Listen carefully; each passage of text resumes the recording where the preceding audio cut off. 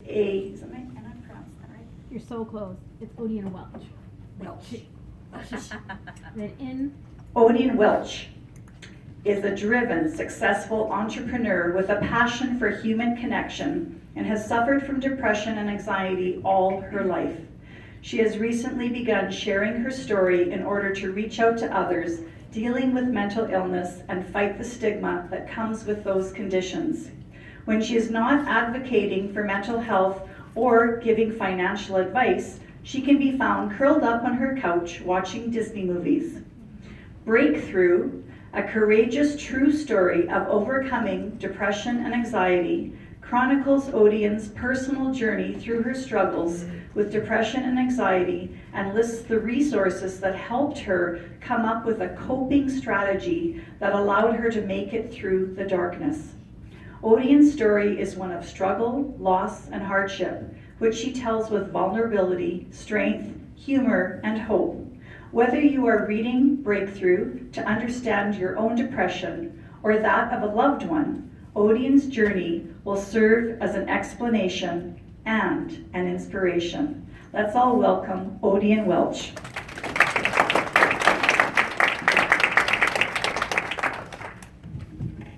Thanks, Rita. I love that we're almost the same height. I'm just going to fudge a little bit and act like I'm a little bit taller than you for my ego. So before we talk, can we just take a moment to breathe together? Partially for my own selfish reasons, because I'm going to be transparent and tell you my anxiety is a little bit on edge right now. And as a society, we don't take enough time to breathe. So if you want to close your eyes, you can close your eyes. If not, they're open. Just take a deep breath in.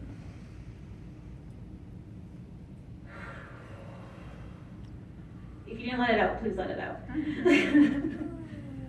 Right, there we go. So on paper, I'm one of those people who looks really cool, like really cool on paper. I like to think my winter clothes make me look like I'm 20. Not gonna tell you how old I actually am, but on paper, I'm one of those overachievers. I can teach English overseas. I was licensed in finance and insurance. I have a diploma in business management, a degree in human resources and labor relations, my recruitment designation, and as of January, I'm starting my master's. Usually the next response is, so you're a full-time student? No, I've always worked full-time while I've gone to school. And a huge reason for me achieving all of those great things that look really cool, along with best-selling author, entrepreneur, 18 other businesses in my house, is I suffer from something called global anxiety. It's often referred to as globalization. And essentially, I make everything the end of the world. You know that one person who cuts their finger and they're like, oh my gosh, my whole finger is gonna come off now. That's me. So my anxiety actually caused me to be this overachiever due to the fact that I grew up in a home that guaranteed that I was gonna be a statistic. I came from sexual trauma, lived in poverty, single parent household, you name it, it's on the list in my background. And I didn't want to be that statistic. I wanted to be more than the statistic. I wanted to be able to say, hey, I wasn't homeless. Actually, I was homeless at one point in time. But I didn't want to be my statistics. So I did everything I could to not be those statistics. And throughout that process, I ended up getting a lot of sicknesses. So many where I could probably put a whole bunch of letters in my name and look like I'm more qualified than half of the doctors in the room. Because I have so many sicknesses that you wouldn't guess looking at me, that just aren't for my depression and aren't for my anxiety. Even a few years ago, I had something that I can't say properly. Its initial is ED. And if I went to walk, my legs turned blue. So I could not walk without taking a prescription that would engage my migraines. So coming through all these health journeys, dealing with anxiety and dealing with depression was a lot. And when you have health problems can also cause what's called situational depression, which I really like British studies. If you're bored on the internet, look up British studies about things like situational depression and functional depressants. So those functional people, i.e. myself, with that high anxiety, just get it done. When something's happening, you're like, okay, well, I can't change that situation, let's try and fix it. And then in that process, we'll usually dig ourselves into a bigger hole and then climb it, a little bit exhausted, a little bit frizzy, a few extra gray hairs we didn't plan on, and it gets done. And it becomes this emotional shell, so to speak. And in this emotional shell, I have done what feels like everything, but isn't everything. Because then I have great conversations with people who can tell me things. And the first time I actually ever met Rita, so I appreciate her so much for bringing me to this event, she was asking me what techniques I thought were really great for depression because she had a close family member going through it. And I said, well, I'm going through all these journeys, I'm looking into this, but one of my friends is just in Peru right now doing something that I cannot say properly. It's like ayahuasca, cannot say it. And she was so proud of this family member for going through the journey. And it really opened my heart and warmed my heart because it reminded me that older generations understand kind of that old age but new age health and filling the toolbox so that when life happens, you can be really successful. However, life happens. And in this, one of the reasons I have anxiety right now is I'm going to talk about a wound that's really fresh for me. And that wound is my grandma passed away at the beginning of this month. And it wasn't expected. My grandma was old, but she was a hard ass. And so my anxiety had always got myself ready for my grandpa passing, but not my grandma passing. Because I had this theory that those people that are the toughest and the most miserable live forever. I was like, she's not gonna die, she's grumpy. And there was all these health signs and there was warnings coming up. So for the last few years, because we had a very tumultuous relationship, mainly because I'm a smart ass, and she was trying to stop me from being a dumbass, we really were strained. But I always knew she had the best intentions for me. She was an immigrant to Canada, and she didn't want me getting into any of the troubles that I got into, which some of them were inevitable, but she wanted me to be more. She wanted me to be everything she knew I could be. And as I got older, and as I did my self-care journey, and as I did things like meditation, and floating, and even acupuncture, I was able, and even a lot of cognitive therapy, great, look up CBT, I was able to see that her hard-assness was her intentions of trying to protect me and not knowing how to say that. So we've had this, and then she passes away, and it was really unexpected. Halloween, I got a call, your grandma's sick, you need to cancel your plans, you need to come just even for half an hour. And my grandpa is my best friend. I'm daddy's girl to grandpa, and they were married 55 years. So he is a mess. And so she ends up passing away a few days later, and my anxiety is thinking all of my crazy family dynamics are about to explode. I have to protect my grandpa. And so this is where my anxiety is going. And my depression, or as I call the ugly cloud, which a few people have gone, is like, did you really prepare? You could have been more as a grandchild. So I'm giving myself all of these doubts. And then there's the other side of my brain that exists because I've done so much time in self-care, because I think getting over depression and anxiety is a full-time job, that says to me, Odian, you know better than this. You need to take time for yourself. You can't control other people's actions, but you have to take care of yourself. Obviously, I didn't listen for a few days because I don't know better, and went through the journey. And so this last month has been this journey for me. And this journey of remembering that getting over depression and anxiety is hard. It really is a full-time job. If you've been depressed for 10 years, I like to say, give yourself 10 months to get over it. Give yourself 20 months to get over it, because you've been in the thick of things. And look at everything. Don't get frustrated when something doesn't work, because with my grandma, a few days later, I realized I couldn't be there for my granddad unless I was there for myself. You hear that all the time, put the mask on yourself. But he'd say things to me like, how do I live without your grandmother? And I'm thinking, nope, that's really where my emotions were. So I took some time off and I gave myself a plan for the week. I was gonna do every self-care thing that I knew would take me back to my good places. So I'm a huge fan of floating, love floating, did some floating. my grandparents worked up north, so we have some indigenous things in my household. I went to an indigenous healing sweat lodge. Literally all these things. When I talked to my shrink, and each time I did a task that I've done before, I knew I wasn't instantly better. And I had to be okay with that. And I had to be transparent with people. Hey, I'm not okay right now. I'm trying to figure this out. I'm trying to process it. So I let them know that. And every time I did a task or a healing technique, or however you guys want to kind of call it, those therapies, I asked myself, what do I feel better about now? What am I accepting about myself now? And what am I loving about myself now? And what still needs to be improved? And through that, I was like, okay, well, I'm missing X. So back into my toolbox, when I've done these things before, which one helped X the most? And I say things to you guys, so when I say X, has anyone ever gone through something really traumatic in the room before that's completely messed up their sleep pattern? Yeah, I'm that person, and I'm still going through it. I've never seen like a dead body right in the moment before, and I actually saw my grandmother right when she passed, and it's affecting my sleep. And so for me, I'm going through all of my sleep techniques. Huge fan of YouTube for Tibetan meditation bowls.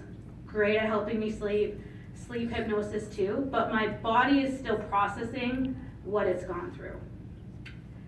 So I just have to do it one step at a time. Really though, you guys gotta look up YouTube sleep videos if you're struggling with your sleep, they're great. The next thing I really had to do was take a look at my circle. And your supportive circles, most of the time have the best intention for you, most of the time. However, a lot of the times their intentions, even if they're best for you, are based off what they can handle. So society says that when someone passes, you should be better in 2 weeks. And if not, you're fully depressed. I would like to argue with that. Because certain things affect you differently and you need more time. And if you're willing to acknowledge that you need more time, then it's okay that you need more time. But in my circle, there was a few people who were like, well, technically the government says you only need 2 days, so let's get the ball rolling here. And there was people who, because that was their coping mechanism, didn't understand me wanting to do healing natural techniques and wanting to see my shrink. And even though I don't drink alcohol, we're like, we gotta do shots of tequila. That's how you get over your grandma passing. Pour some liquor on the ground. I'm like, no, I just want to go for a run, try and breathe. Like, I need to understand what's happening and right. And so because I didn't want to heal the way they expected me to heal and in the time frame they wanted me to heal in, it became pressure on me. And it actually flared up my anxiety a little bit more. And I had to ask myself, why can't I breathe right now? Why does it feel like I need to go to the hospital because I'm having a stroke? Because I'm like, that's my anxiety. If you see me making those noises, it's usually my anxiety. But it was because it was their healing techniques. And I did something called Vipassana meditation. 12 days of no talking, none. Slight torture. I think it was used in some wars. But it was great healing for me. And when I did Vipassana meditation, I realized that people do things based off what their experiences are. So I had to take a moment and ask myself, what are their experiences? And how close should they be to me right now? Will I heal through this? Because their journey isn't necessarily my journey. And who in my life will understand that I want to heal and I want to do it without drugs and without alcohol, and I want to understand how this affects me as an individual. So I reached out to that circle. And to be honest, there's more people in this room now who know that my grandma has passed away than the rest of the world, because I've been telling them the information as it is needed for me and as my mental health can go forward with it. And so, again, there's so many things you can do. I'm a huge fan of Katrina. I love being in the room with her. First of all, her food really is edible. It is a great snack, in case you're feeling a little bit peckish this afternoon. But food goes a long way too. I am someone who likes to eat their emotions at times. Brookfield's chocolates does take a lot of my money, and although dark chocolate is good for you, it's not good for your digestive system. And I'm going to forget her name. I want to say it was the other Catherine, but it wasn't, who was talking about gut health. Nope, it was a doctor, Svetna. Did I say that right? Sveta. Sorry, Sveta. Your gut health has so much to do with it. Because, ladies, let's talk about our cramps for a second. Sorry, guys in the room. But when we have our cramps and then we eat something that doesn't help our cramps, we feel even worse than we already did. Like, you're crying at, like, Riverdale. You should not be crying at Riverdale, okay? I do. And that's why I know I'm not eating something. Because my body I get so focused on, like, oh, I've got this, like, stomach pain, and when's the last time I went to the washroom, or why have I spent all day in the washroom? And instead of dealing with my emotions, I'm eating crappy food that's taking away the opportunity to deal with my emotions. And so, yeah, I like to give Brookfield chocolate money, but at the same time, I'll give myself balance. So I'll say, okay, I can eat this half a bag of Brookfield chocolate after I eat some steamed broccoli. So I negotiate with myself to make it better. I like how everyone's staring at me like, you negotiate your chocolate? Yes. Otherwise, I would only eat chocolate. And so, again, this is hard for me. I really kind of want to be curled up in my bed right now, and I love public speaking. I hate it at the same time. I definitely will use the washroom one more time after this.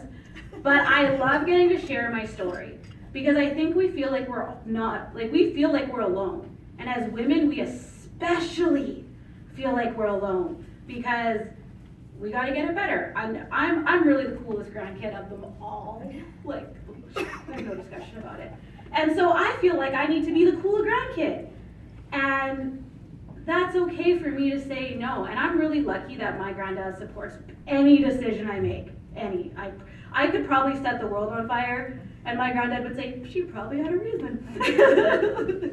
He's really cool like that, and I'm really blessed in the fact that we're going to a cultural banquet together tonight. I'm going to be his date, and he's going to be my date, vice versa. We're going to have a good time, and he respects my boundaries, and he lets me come to him when I say, I had bad dreams again last night about my grandmother. And he'll say, actually, I did too. And we're coming together in that instead, not gonna cry, instead of being hard asses. But I'm so grateful to my grandmother and for being that, because through a lot of the things that she wasn't there for, I knew she always wanted to be there for me. And there's a few times, like even as a teenager, I didn't have a cell phone. So I said, I need a cell phone. And for safety reasons. She got me a cell phone, like a teenager without a brain. I ran up the bill and texted a lot of boys. Did not use it for safety and did not check it. And then I felt shame and guilt. Didn't talk to her for like a year because I felt bad, and then I came back. And so it's okay, again, to feel those things, but know that people love you, even if they're not your family, they love you. But changes in your life are gonna mess with your emotions.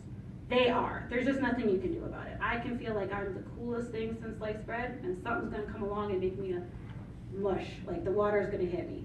And that's okay, as long as you guys get up and try and are constantly adding to your toolbox.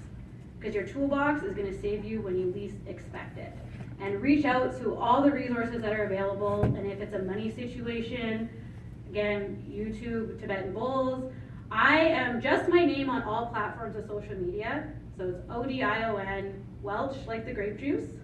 And it's an I instead of an E, because I was here first in the movie theater. And ask me questions. Ask me where there's great tools. Even if you want to see a shrink, if you're in Alberta, I say shrink because they shrink your problems. You can get it funded and get it for free. So I love being able to share all of that information. I do have it in my book. It's a bestseller in Ireland. Canada has mixed feelings about it. And literally, my sales are way better in Ireland than they are in Canada, and I have no idea why. So you can grab a copy with that because proceeds do go to mental health, and today some of the proceeds are actually also going to go to Changing Smiles. And I just want to remind you guys that you don't have to find yourself. You guys are perfect on your own, but if you don't like who you are right now, don't go find yourself. Go create yourself. Create anything you want to be, Take the positive things that have happened to you, make them your qualities that you emphasize, and take all that negative poop and figure out how you can learn from it and not be in the negative poop again, or be prepared when it comes flying at you. And thank you guys for your time today. I'm gonna hand it back to Rita.